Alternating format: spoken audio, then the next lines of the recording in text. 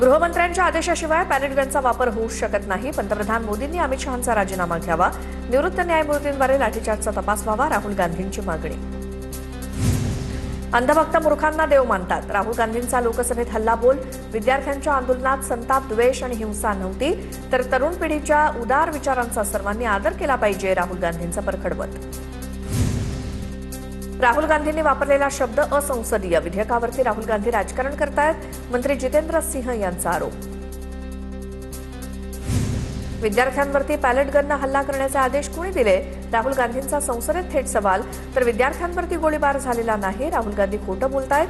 किरेन रिजिजू यांनी राहुल गांधींचे आरोप फेटाळले. राहुल गांधी देशाच्या युवकांसाठी काही सकारात्मक बोललेत का? खोटे आरोप केल्यामुळे युवकांना काहीही मिळणार नाही. मुख्यमंत्री फडणवीसांचा राहुल गांधींवर हल्लाबोल. पॅलेट गनच्या वापराचे आदेश शहांनी दिले असल्यास कारवाई व्हावी. अभिजित दिपकेंची मागणी. सरकार सुधारलं नाही तर विद्यार्थी हे सरकार देखील बदलू शकतात. अभिजित दिपकेंचा इशारा. गृहमंत्र्यांच्या आदेशाशिवाय पॅलेट गनचा वापर होऊ शकत नाही. पंतप्रधान मोदींनी अमित शहांचा राजीनामा घ्यावा. निवृत्त न्यायमूर्तींद्वारे लाठीचार्जचा तपास व्हावा. राहुल गांधींची मागणी. अंधभक्त मूर्खांना देव मानतात. राहुल गांधींचा लोकसभेत हल्लाबोल. विद्यार्थ्यांच्या आंदोलनात संताप, द्वेष, हिंसा नव्हती, तरुण पिढीच्या उदार विचारांचा सर्वांनी आदर केला पाहिजे. राहुल गांधींचं मत. राहुल गांधींनी वापरलेला शब्द हा असंसदीय. विधेयकावरती राहुल गांधी राजकारण करतायत. मंत्री जितेंद्र सिंह यांचा आरोप. विद्यार्थ्यांवरती पॅलेट गननं हल्ला करण्याचे आदेश कोणी दिले? राहुल गांधींचा संसदेत थेट सवाल. तर विद्यार्थ्यांवरती गोळीबार झालेला नाही. राहुल गांधी खोटं बोलतायत. किरेन रिजिजू यांनी राहुल गांधींचे आरोप फेटाळले. राहुल गांधी देशाच्या युवकांसाठी काही सकारात्मक बोललेत का? खोटे आरोप केल्यामुळे युवकांना काहीही मिळणार नाही. मुख्यमंत्री फडणवीसांचा राहुल गांधींवर हल्लाबोल. पॅलेट गनच्या वापराचे आदेश शहांनी दिले असल्यास कारवाई व्हावी. अभिजित दिपकेंची मागणी. सरकार सुधारलं नाही तर विद्यार्थी हे सरकार सुद्धा बदलू शकतात. अभिजित दिपकेंचा इशारा. शिवसेना पक्ष आणि चिन्हाप्रकरणी आज सुप्रीम कोर्टात सुनावणी. सरन्यायाधीश सूर्यकांत, जयमाला बागची आणि व्ही मोहना यांच्या खंडपीठासमोर सुनावणी. अंतिम युक्तिवादाबाबत आजच्या सुनावणीत निर्देश मिळण्याची शक्यता. एचएसआरपी नंबर प्लेटसाठी काउंटडाऊन सुरू. 31 डिसेंबरनंतर एचएसआरपी नसलेल्या वाहनांवरती कठोर कारवाई होणार. मंत्री, खासदार आणि आमदारांना सुद्धा कोणतीही सूट नाही. परिवहन मंत्री प्रताप सरनाईक यांचं स्पष्ट आवाहन. 1 ऑगस्टपासून 12 नॉटिकल मैल बाहेर जाऊन मासेमारी करता येणार. मत्स्य व्यवसाय मंत्री नितेश राणे यांची माहिती. केंद्र शासनाच्या हद्दीत मासेमारी करण्यास सरकारची परवानगी. एफडीएनं किती मंत्र्यांच्या मालकीच्या आस्थापनांवरती धाडी टाकल्या? एफडीएच्या कारवाईवरनं हायकोर्टाचा सवाल. कठोर कारवाई केवळ खासगी आस्थापनांवरती नको. आस्थापनही तपासा. कोर्टाचे निर्देश. राज्यातील सर्व शासकीय, निमशासकीय, अनुदानित, विनाअनुदानित शाळांचे कॅन्टीन तसंच वसतिगृह, अंगणवाड्यांना अन्न परवाना बंधनकारक. एफडीएचे आयुक्त तुकाराम मुंढेंकडनं स्पष्ट. नियमभंग करणाऱ्यांवरती कारवाईचा इशारा. एफडी आयुक्त तुकाराम मुंढेंनी आता शाळांकडे मोर्चा वळवलाय. शाळांमधील आहारासाठी FSSAI परवाना अनिवार्य. 50 मीटरच्या आवारात जंक फूडवरती पूर्णपणे बंदी. नियम मोडणाऱ्यांवरती कडक कारवाई होणार. मुंढेंचा इशारा.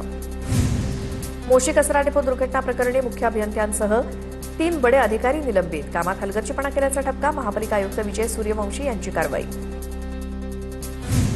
मीरा भाईंदरमधील वरसाव येथील आदिवासी जमीन प्रकरणातील दोषी तहसीलदारावरती अद्याप कारवाई नाही. सातबाऱ्यावरून नावं कमी केल्याप्रकरणी तहसीलदार दोषी असल्याचं बावनकुळे यांनी मान्य केलं होतं. मात्र आदेश देऊन सुद्धा कारवाई न झाल्यामुळे मनसेचा आंदोलनाचा इशारा. बनावट पदवी प्रमाणपत्र प्रकरणी पुणे विद्यापीठाची मोठी कारवाई. पुणे विद्यापीठाचा कर्मचारी रमेश मुखेकर यांचं निलंबन. पुणे विद्यापीठाची प्रेस नोट. रोहित पवारांकडनं शेअर. महाराष्ट्रात डायरेक्ट डिग्रीच विकत मिळते. रोहित पवारांचा आरोप. उच्च शिक्षण मंत्री आता तरी झोपेतून उठा. रोहित पवारांची टीका. विदर्भातील 6 जिल्ह्यांना आज पावसाचा ऑरेंज अलर्ट. नागपूर, वर्धा, चंद्रपूर, गडचिरोली, गोंदियासह अमरावतीला ऑरेंज अलर्ट. तर मुंबईसह महाराष्ट्रातील इतर जिल्ह्यांना येलो अलर्ट जारी. अरबी समुद्रात चक्राकार आणि बाष्पयुक्त वाऱ्यांचा प्रभाव वाढला. रत्नागिरी जिल्ह्यात पुढचे 3 दिवस मुसळधार पावसाचा इशारा. 40 ते 45 किलोमीटर वेगाने किनारपट्टी भागामध्ये वारे वाहण्याची शक्यता. गोदावरी आणि दारणा नदीची पाणी पातळी सध्या नियंत्रणात. रामकुंडातील पूर ओसरू लागला. दुतोंड्या मारुती मंदिर अद्यापही पाण्याखालीच. प्रशासनाकडून नदीकाठच्या परिसरात खबरदारीचं आवाहन. नाशिकच्या काही भागात जोरदार पाऊस सुरू आहे. पावसामुळे नदी ओढ्यांना पूर. नांदूर मधमेश्वर धरणाच्या पाणी पातळीत मोठी वाढ. 8 दिवसांपासून धरणातून गोदावरी नदीपात्रात 4 वक्राकार दरवाजांमधनं 15,655 क्युसेक वेगानं पाण्याचा विसर्ग सुरू.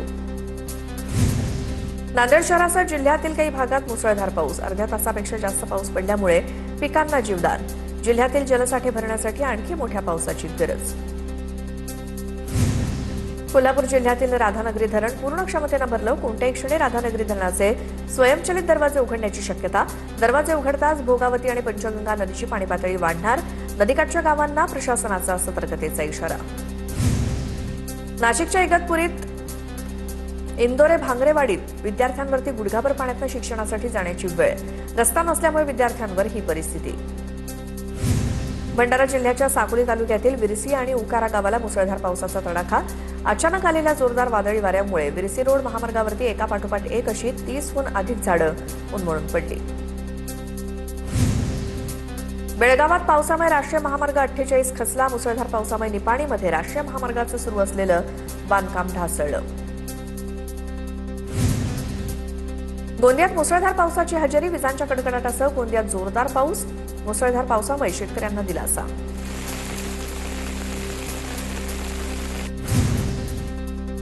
पुण्याच्या मावळमधील आंध्रा धरण 100% भरलं. नदीपात्रात 1,248 क्युसेकनं विसर्ग सुरू. नदीकाठच्या गावांना सतर्कतेचा इशारा. प्रशासनाच्या सूचनांचं पालन करण्याचं आवाहन. गोसेखुर्द धरणाच्या विसर्गामध्ये पुन्हा मोठी वाढ. धरणाचे 19 दरवाजे अर्ध्या मीटरनं उघडले. 801,572 क्युसेकनं पाण्याचा विसर्ग सुरू. मुंबई विमानतळावरती 1 कोटींहून अधिक किमतीचं सोनं जप्त. जेतावरनं आलेल्या प्रवाशावरती कारवाई. सोन्याचे 4 तुकडे शरीराच्या गुप्त भागात लपवून आणल्याचं उघड.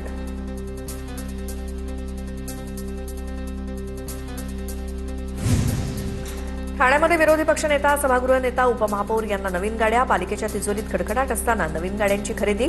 एका गाडीची किंमत 16 लाख रुपये असल्याची वरिष्ठ अधिकाऱ्यांची माहिती. एसटी एनसीएमसी स्मार्ट कार्ड काढण्यासाठी 1 सप्टेंबरपर्यंत मुदतवाढ देणार. मुदतवाढीमुळे महिला, ज्येष्ठ नागरिक आणि दिव्यांग प्रवाशांना कार्ड काढण्यासाठी अतिरिक्त वेळ मिळणार.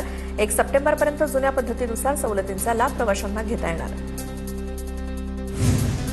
बुलढाण्याच्या खामगावमध्ये इंडियन ऑइलच्या टँकरमधनं गॅस चोरीचे मोठं प्रकरण उघडकीस. एलपीजी कॅप्सूल टँकरसह 87 लाखांचा मुद्देमाल जप्त. चालक ताब्यात, मात्र इतर आरोपी फरार.